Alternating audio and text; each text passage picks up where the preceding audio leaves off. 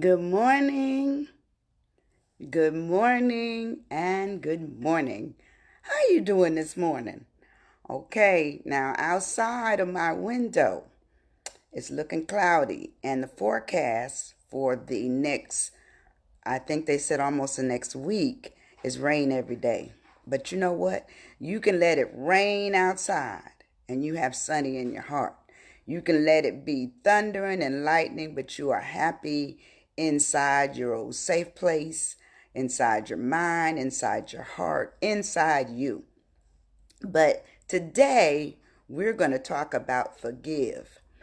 And I don't know how come this word came up, but it just did.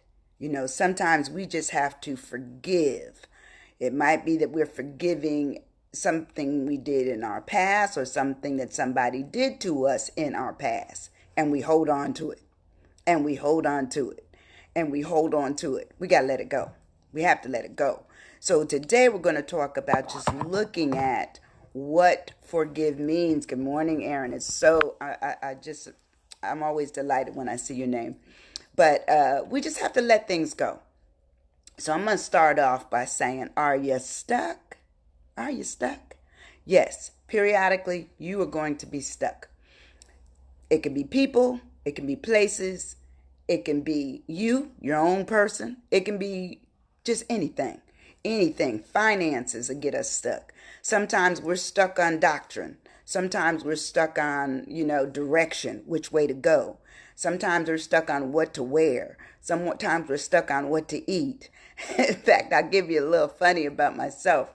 My the people I used to work with in the federal system always would say, do not let Dr. Winborn order first, because that means whoever's taking her order will have to change it 4 or 5 times, and we'll never get to order, and all our time will be eaten up while she's trying to order her food, because I'm particular. Okay, so I'm letting you know that right now. If we ever go to lunch together, okay, you order first and then I'll go through the order. Okay, but anyway, just say sometimes we get stuck on stuff. We're trying to figure out, well, what are they putting in the food and how are they going to prepare it? And and I don't eat this, I don't eat that. You have people that don't eat pork, or they don't eat tomatoes, or no onions, or whatever it is. That is our slant.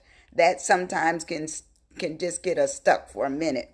And so we want to talk about, how does getting stuck, okay, relate to how we don't allow people to be forgiven, or that we can't forgive ourselves.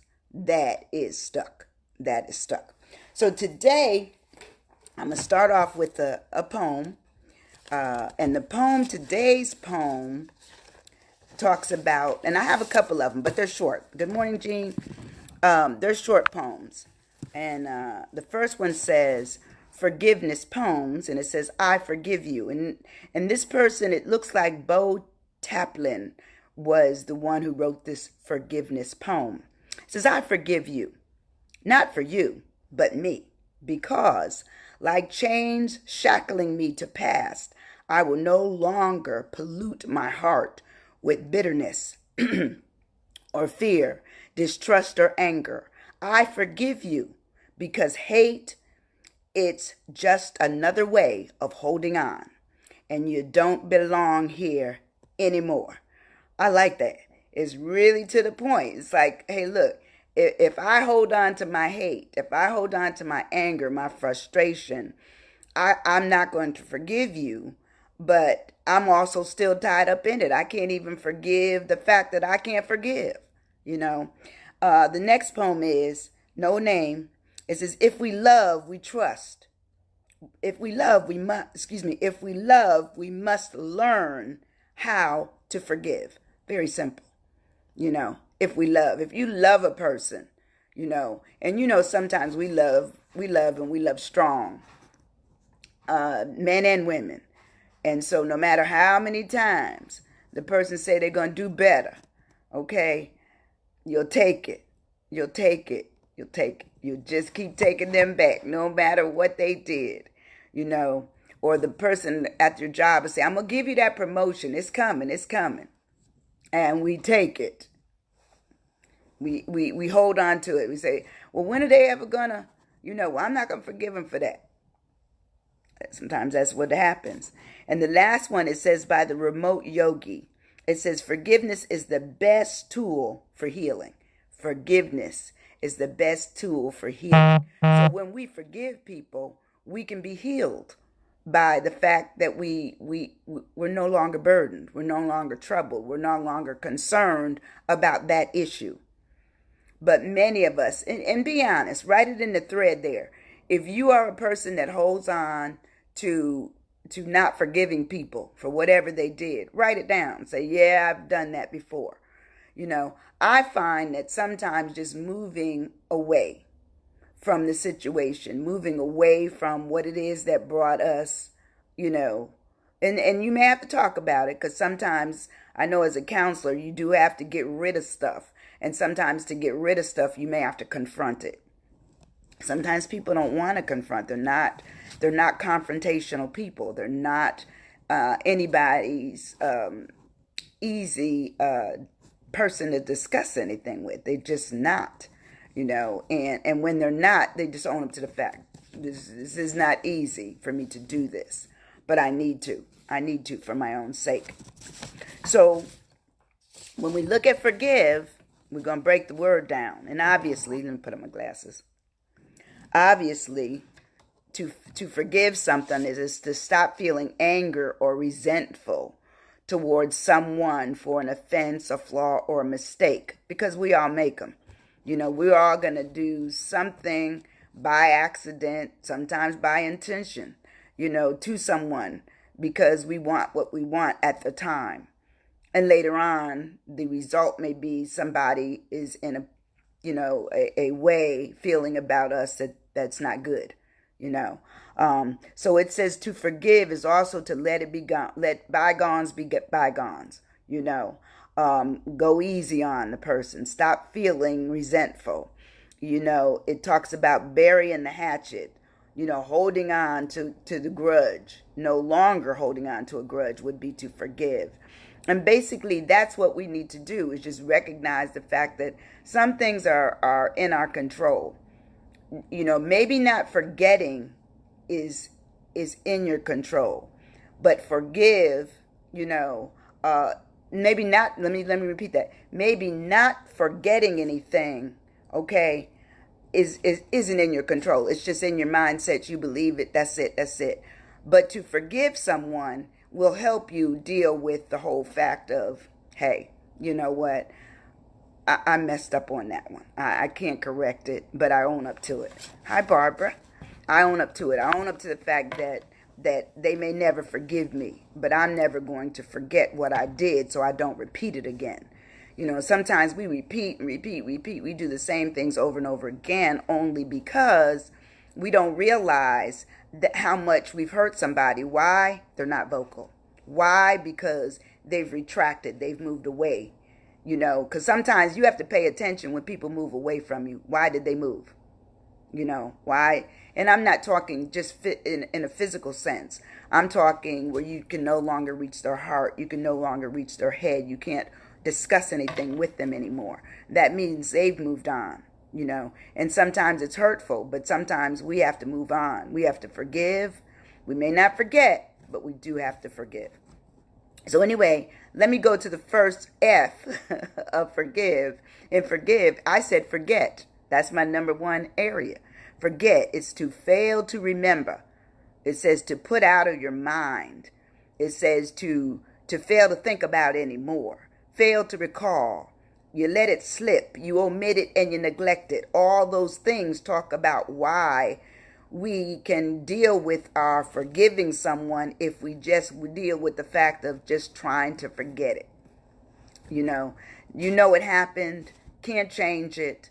That's one of the things that I've always stood on when I started this, don't look back. Are you stuck kind of thing?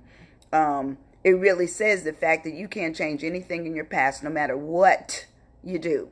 You cannot change it. It's a period of time in your life that has, it has a rear view now.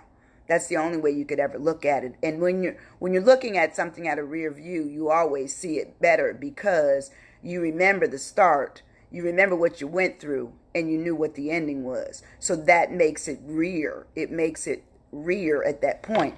But can you change it? Can you go back and change it? No. You may recreate some things.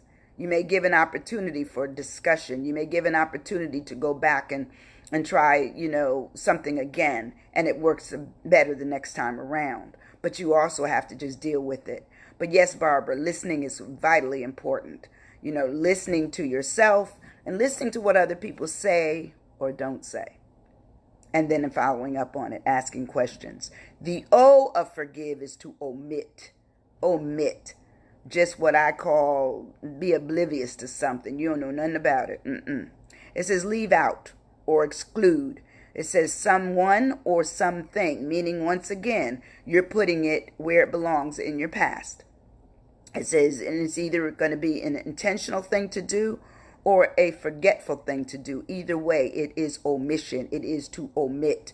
It says to leave out, to exclude, to shut out, to leave off. That's what you're doing when you're looking at omitting something. You just have decided it doesn't belong here anymore. It does not belong with me anymore. I am done with it. I'm done. The third letter of forgive is the R. And the R, I had two words, but I'm going to stay more with the second word. But the first word that came to me was reverse. When we reverse, we're going to turn toward the direction which is opposite to what we previously was stated. Meaning, if we already knew that was a wrong direction to go, a wrong approach with somebody, or just a bad choice of words, or whatever it is, the reverse would be we're going to turn it back around. We're going to go in the opposite direction and try to come at them again with something that works better, or we're going to leave it alone. Okay, and leave it in the reverse, meaning we're going to walk away from it. So, but that was the first thing. But then this one came to me. Release. Isn't that a good word? When you're forgiving something, you're releasing it. You are letting it go. You're letting it go. You're done with it. You are done with it. And it says to release something is to allow or enable an escape, that of a confinement, to set free. Or it says, or to allow something to move or act or flow freely. Flow freely. That's cool. That is cool. Yes, Aaron. Release. Release. It says release is to free something. It's to feel free, to flow, to have liberation, to be delivered, to be in deliverance, to set up, to let go, to turn loose, and to let out, and to emancipate. And usually when I think of emancipate, I always think slave. And sometimes when we move words around, because that's what I love about words. Words have the ability to be positive and negative sometimes with the same word. And so to emancipate, when I always remember emancipation, it always reminded me of slavery. But think about it. Couldn't you be enslaved to something like forgive because you can't do it? Couldn't you be enslaved to the moment, to when it happened, to the moment when it all went wrong, to the moments, to the after effect, to the severance of a friendship or whatever it is that you can't forgive yourself for and sometimes somebody else for? That would be release when you let it all go. That would be, I'm done with it. I've had enough. Good morning, Lavenda. I've had enough. I'm going to turn in another direction. I'm done with that project. I'm done with that person. I finished it. I can't do anything else with it. It is over. That is release. That is liberation. That is, in this case, it's emancipation, yes, but it's not tied anymore to the traditional idea when we came in, when I remember the first time I remember ever in school learning about emancipation, and I always associated it, as I said, with being slave. But listen to this. We can be enslaved. We can be a slave to the things we cannot get around. We can be it's almost like we're entombed. We don't know how to get out of it.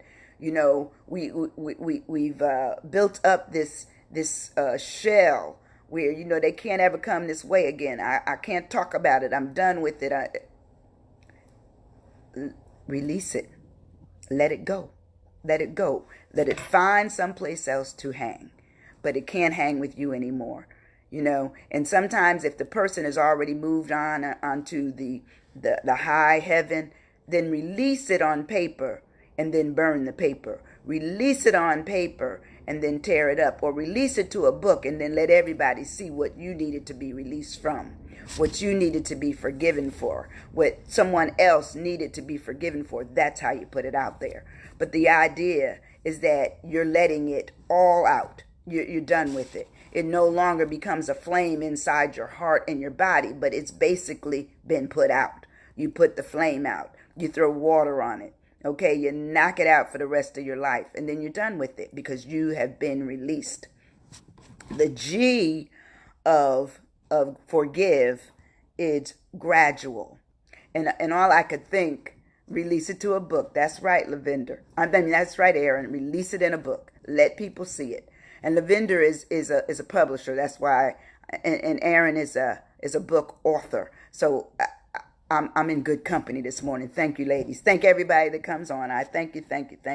But anyway, when you're doing something and it's a gradual realization that you need to release, you need to omit, you need to forget, and you need to go back into what forgiving really means, it really talks about that it's done where you can handle each step you're taking, where you can go through it and have a means of a direction that makes sense for you, but also gives you what you need, which to let things go.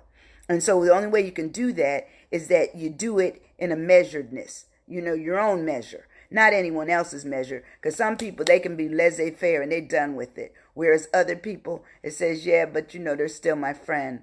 Yeah, but they're, I still love them. And yeah, I'm still committed. And yeah, they still live with me. So there's other things that may anchor it differently than what you needed. So good morning, Sharon. So in order for you to deal with it, you have to go back down into what it takes to go gradually forward. That's like, I always remember when I was coming up, there was the Three Stooges. Okay, yeah, I'm dating myself, but they're still on right now on MeTV. But the Three Stooges, every time Curly heard something, it was go step by step.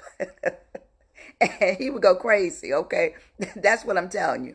If you do it slow, you do it at your own pace, you do it in your own time, you can get over stuff. It says it's unhurried, it's restrained, it's cautious. You're going slowly because you're looking back over, not what I would say retaking the steps that you've done in the past. You're not doing it. You're forming a new way to gradually deal with what you need to forgive or be forgiven for. And sometimes we have to come right back down to self. Self says, hey, look, I got to forgive myself for that. I did it. And the admission is only to yourself. You don't have to, or if you have to admit to somebody, admit to the person you did it to. And then say, after this conversation, I'm done with it. I can't come back to it. I'm released from it. I'm going to admit it from my memory. I'm not going to forget it, but I'm going to admit it in terms of discussion. It's no longer on the table for discussion. It's not being a part of a meal anymore. I'm not going to feed into it. I'm not going to make it a part of me anymore. I am going to forgive myself for what I did. I'm going to ask for your forgiveness if it was to you. But if you can't forgive me, then know that I offered up all I had, which was to forgive you and ask that you would forgive me. Therefore, our argument is over. We're on to the next chapter. We're on to the next thing. Now, the next thing, the I in forgive, is for indicators. And sometimes we need indicators to give us the roadmap that what we've done has either we've been forgiven for or that we've forgiven ourselves for. And to me, let me first read what the analysis says. It says, an indicator is a thing, especially a trend or a fact, that indicates that the state of level or something has been completed, or it's over, or it's working, or it's some signs. You're going to get some signs. So it says you're going to get a measure of understanding. You're going to get a gauge. You're going to get this barometer that just says, ooh, that's over. You're going to do an index, and some people index their lives. They keep cards on themselves. And some people never go back to look at what's on the card. They just keep adding stuff. And these cards are invisible, but we know who we are. Even if you don't admit it to other people, we know who we are. Okay, an indicator is also your yardstick, your benchmark, your criterion, your guidelines, and your test. And to me, a test on something, if I've really forgiven myself for something or someone else for something, then the test is that it doesn't bother me anymore. The test is it's no longer discussion. The test is that it's over. That would be my test. That would be my indicator. That would be my gauge. For me to have understanding that I've crossed over. I'm over on the other side. Happy to see you. Still love you. Even though we had that little faux pas, that little powwow, it's over. Okay? It's over. It's over. Okay? The V in forgive is victim. And a victim, of course, is a person harmed, injured, or killed as a result of a crime, an accident, or an event or action. We're going to stake on the event or action because none of us have been, certainly right now, we've not been victimized by killing or injury. And some of us may have, but I personally haven't. But anyway, if we stay on the side of what a victim is, that's a person that has handled some stuff and it had a negative effect on them. They were victimized. It could have been they were harmed. They were, became a victim in a car accident or a crime scene. Something horrible happened to them. Or a victim of what I call bad press, where somebody lied on them. Sometimes victims can be, just unknown to themselves, unknown to others, but they know it. They know where their hurts are. They know where their pain is. They know who did it. But sometimes they can't always discuss it. And so they have to look at, how can I get over this? How can I no longer be the victim? If I no longer want to be the victim, I have to forgive. If I no longer want to be the victim, I have to sue. And once I get my money, I'm done. I'm just kidding with you this morning, but I'm just saying. A victim is somebody that has had gone through a whole bunch of stuff. And on the other side of that, they may still carry whatever it is that happened to them by injury. Sometimes car accidents may make us where we've been someplace disfigured in our bodies, okay? Or our memories are gone, that makes us a victim, okay? But then on the side where we can remember what happened to us, and we keep going back to what I call the scene of the crime. Every time you see a person, it triggers something. Oh my God. Here it is again. That means you have been victimized. You've formed your head. You've wrapped your head around this particular incident that keeps you there.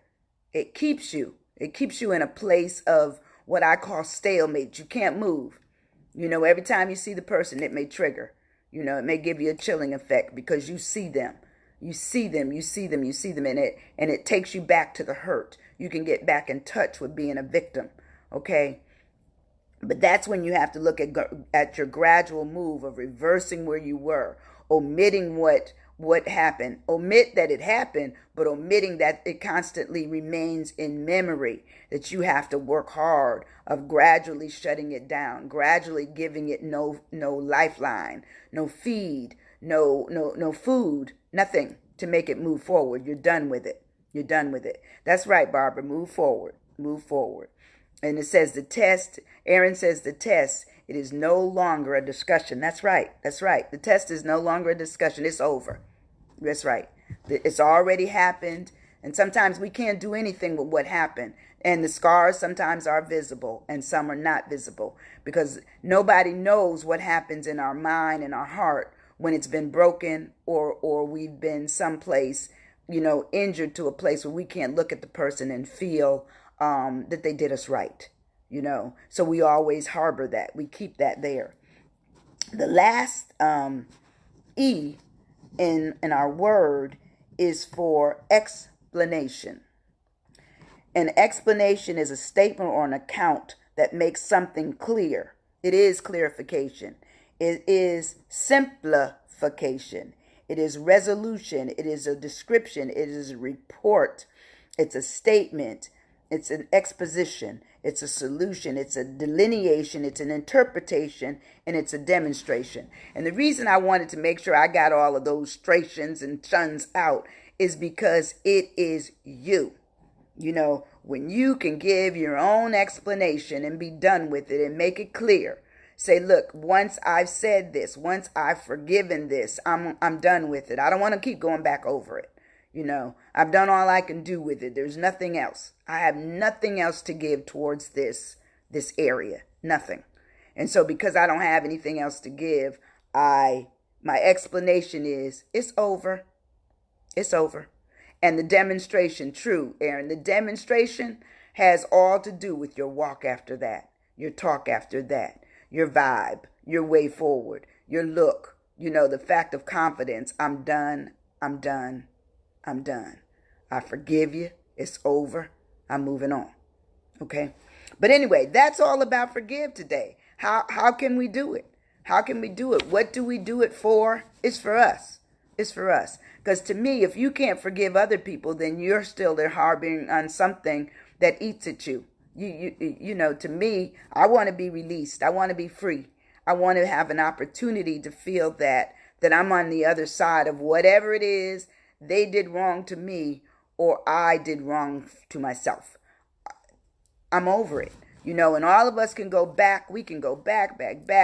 In our young life, we were carefree. We thought we had the world on a string and everything we wanted to do was okay with us. Good morning, T. And so that's what we did. We did us when we were younger. And then we got to a point where we got a little bit more level-headed. And then we got to a point where we said, I've done some things, you know, that I really need to forgive myself for. Or people have done some things to me that I really need to forgive them for. How do I do it? How do I do it? You have to put yourself in a position of, I'm done. It's over. Can't help myself do anything else. Good morning, Jasmine. I have to look at who I am going forward. And a lot of times we don't. We're too busy. We're too busy holding on to what we need to forgive someone for. We're too busy holding on to it. Yeah, they made a fool out of you. Yes, they took your man. You know, yes, they stole your idea. Yes, all those things happen. But forgiveness, yes, Barbara, will give you freedom. It will release you. If you can forgive somebody, if you can forgive what happened to you when you were younger. And as a counselor, I tell you, I used to always have clients who came in who mourned over their childhood. And my question to them with sincerity and great, and what I would say great care was, sweetie, can you go back to your childhood? I said, we can recreate some things. We really can. Some things we can recreate. I said, we can play act. So I play act. And I would play act with them. And we would do child mother, if it was against the mother, child father, whoever it was against. You know, because in my background, I've dealt with people through sexual abuse, through physical abuse, emotional abuse. I've been through it all. So to me, what I offer when I'm doing these sessions is just to say, hey, look, you cannot always go back and recreate what happened to you. Why? The period can never be reinvented. It can't. You can enact it sometimes, and maybe that'll give you some resolve. But in many instances, we have to just own up to the fact that it happened. It happened. You know, I had a young woman that had been sexually abused by her father when she was coming along. And she was really concerned about, you know, going forward in her life and could anybody ever love her? And my thing was, okay, your father's gone to glory. Okay, so for you is forgive yourself. Forgive yourself. Because he's gone. He's gone. There's nothing you could do except write it down now. Put it on paper. Put your anger down. Put your frustration down. Put your fact that the hurt still hurts. You know, you still feel the hurt from when you were a child. You know.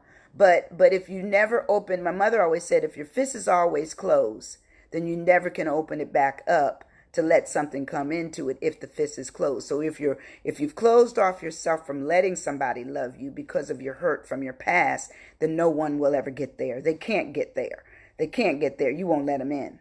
You won't let them in. So forgiveness is not just for someone else. The forgiveness is for yourself and how you move forward, how you move around it, how you put it in your past, how you release from it, how you no longer decide that you're going to be victimized by it, how you really look at it as being a gradual approach. Because tell me, if you are now 37, 35, 40 years old and you never dealt with all the things that happened in your past, then obviously it's been something that's eaten at you gradually. It's eaten you gradually. So therefore your approach to deal with it has to be gradual, because you have to take you back down through some of the things you've been through and own up to the fact that even though you're going back to peak, you're not going back to stay. You're not.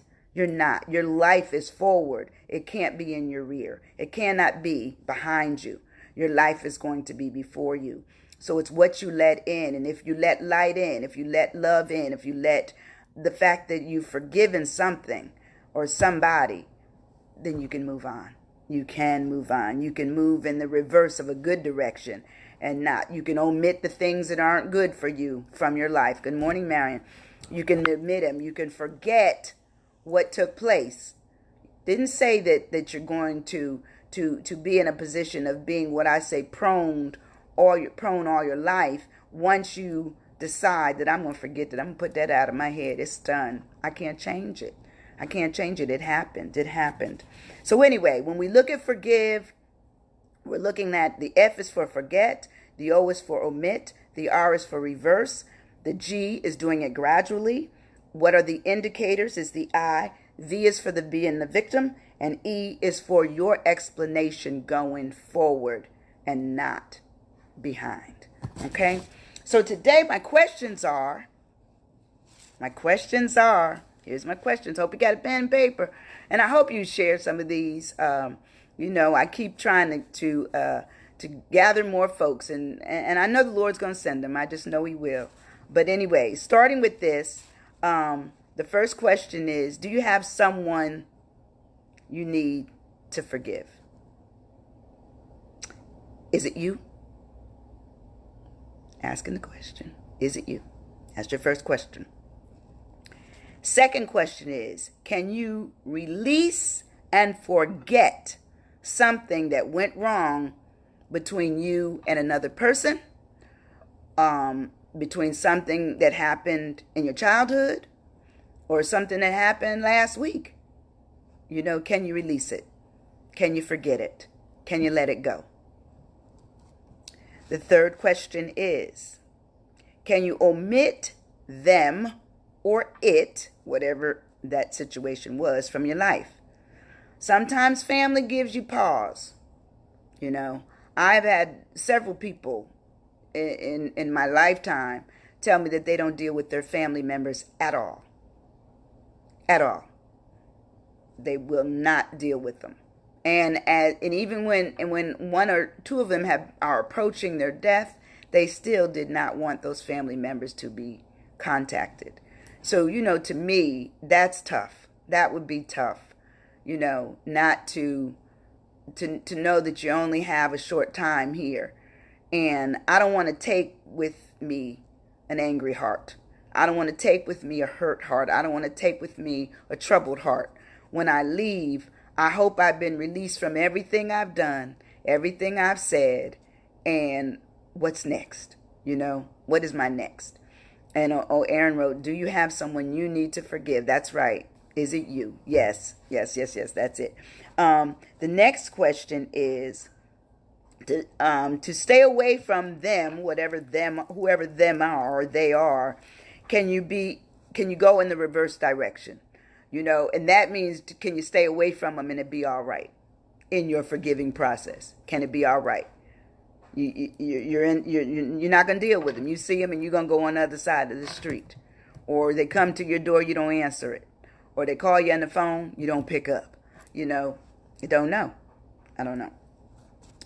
The next question is, how strong are you in gradually leaving the problem or the person in your rearview mirror? You know, how strong are you? Because to me, I think sometimes we have to find the biggest strength we could ever find to get rid of something that we have been lassoed with for years and years and years. And guess what? Sometimes once we get on the other side of it, we say, wow, I have peace over here. You know, I'm no longer troubled. I'm no longer concerned. This is good. This is good. You know, I have solaceness. I love it. But, you know, it's hard to get there. You know, I have rustication, you know, meaning it's just me and whatever's around me, I'm fine. Whatever is surrounding me, I'm good. The next question is, what indicators will you use to show that you are no longer a victim of past problems with people? What are the indicators that you can use to show that you are no longer a victim of past problems with a person or persons? You know, sometimes it's just say, yeah, you know, I don't talk to them anymore. Or it might be, yeah, you know, they moved away. I moved away. Whatever the question, whatever the answer is, that's your explanation. That's your explanation. The last question is what can or is your explanation that you should use to ask about your past, to deal with your past problem? What is your explanation? No one else's. What would you use? You know? Don't know. So the indicators, the explanation, you know, the gradualness of what relationships were to what they are now, being honest, you know, staying away from, you know, going in the reverse of what forms some bad things going that direction. And you need to say, okay, I don't want that to be troubled anymore. I don't want my going forward to be troubled anymore. Okay, what can you admit from your life? And I remember I said family is tough. And then what can you be released from that you could certainly say, I'm going to forget it. I'm not going to deal with it anymore. And the last thing is, who do you need to forgive along your timeline? That is today's session on forgive. Forgive, forgive, forgive. I want you to, if you have to forgive somebody, write it down. If they've moved on to glory, write them a note, tear it up, shred it, burn it. You're done. You're done with it. And then just say, I'm done. I'm not going to address this anymore, you know. And it's hard for us to do that. It really is. It really is. It really is. It's hard for us to say anything that says that we're over something, but sometimes we need to do it. Thank you, Aaron. Thank you so much. Thank you. I really am trying to up my my funness within the process of also giving you all good stuff every day. I appreciate all those who come. Please, you know, share it if you can, and get it into your networking on Facebook. Hey, Sharon, thank you too. Um, I just see this as being a way during pandemic and after of just saying I found myself. You know, I found some things to do. I found some people to listen to, and I'm starting to listen more to myself, which is what these sessions are all about. Putting you back in touch with who you are, making it where you're comfortable in the person that is you. You know, you don't have to worry about the fact that you're not trying to be anybody else. You just want to be who you are. And that makes it important. That makes it extremely wise. But look, have a great day. I'll see you tomorrow, the last day before the holiday. And, you know, hopefully we're going to have a good time. I will have a good session for you. I have a couple of things on my list, so we'll see what I come up with. I have to sometimes, you know, get me, you know, 3 or 4 hours in after this, and then I'll know exactly what I'm going to work on. But you have a wonderful day. I thank you. I thank you. I thank you, and love you too. Bye-bye.